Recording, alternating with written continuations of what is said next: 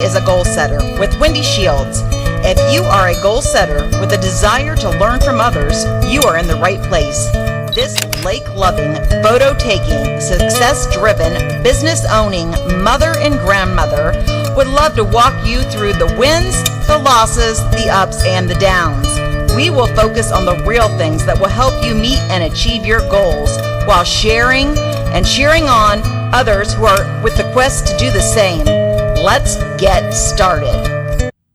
Hi guys, this is Wendy Shields with She's a Goal Setter. Today we're going to talk about making a periodic review, looking at the goals that you've set in the past and reevaluating what went right, what went wrong.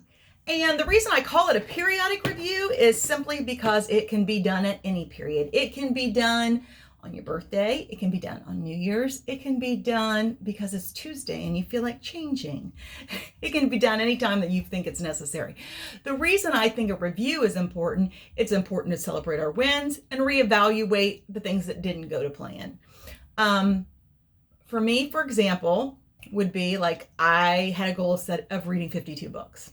Yay, I achieved that one. I got 62 books. And actually, I don't know if read is really the correct word because a lot of them were done with audio books through driving during my drive times. But because I have another goal that's ongoing, consistent goal for years of an hour of education a day, it was like killing two birds with one stone, I think is the saying. Anyways, it's been... that worked. Okay, so I can celebrate that and be happy about that. But I had things like put 25% of my income into savings. Didn't happen. Well, that's partly because I invested a lot in my business, but it's important to go back and look at our goals, see why we hit them, why we didn't hit them. I know another one of my goals this year was to be in better health. Major fail. I am definitely not even in as good a shape as I was a year ago. I think all of us spent a lot more time inside this year, and I know that played a big part. I used to not eat any processed food, and then when we were under the fear that we might get like locked down, like have to stay in the house or something, I bought a lot of processed food, and it was like an addiction. I went right back to it. So I'm going to get that straightened out this year. That's on my to-do list. But so everybody has wins and misses, we're going to say. So, but I think it's important to reevaluate those, why we had them. And a lot of times it's simply because that goal isn't necessary anymore. I've pivoted, I've changed my business, or I've pivoted and changed my life, or, who knows what's going on in your life, that goal just isn't important anymore. So when I sit down and reevaluate my new goals, I take those things into account.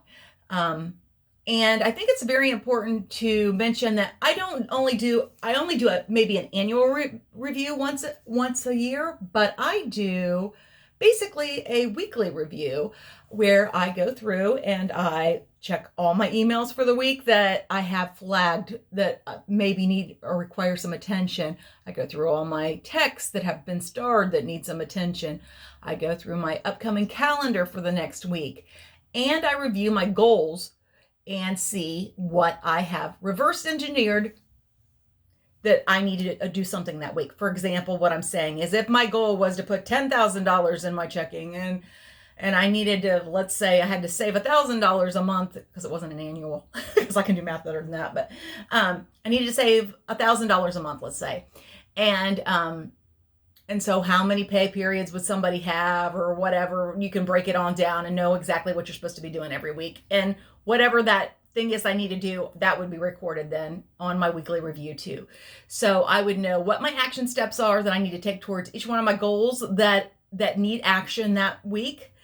I would know everything I need to do for work that week. Everything would be recorded on, for me, I put it on like a to-do list type situation.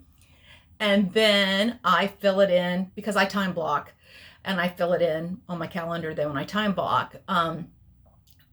What I mean by time blocking is, for example, with me, I'm better being creative early in the morning. First thing out of bed is my best time to be creative.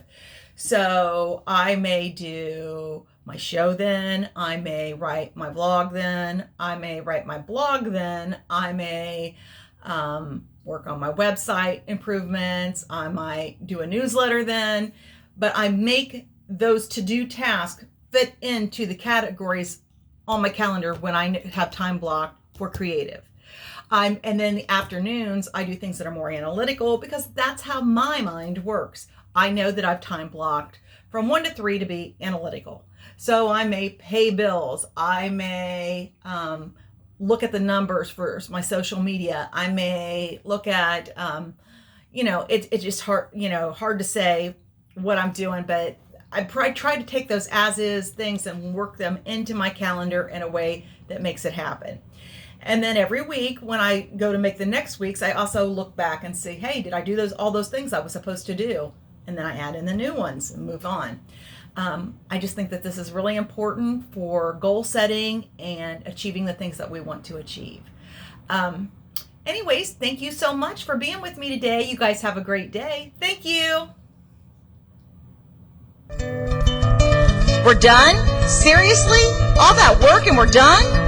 I guess we'll see you next week. Oh yeah, subscribe.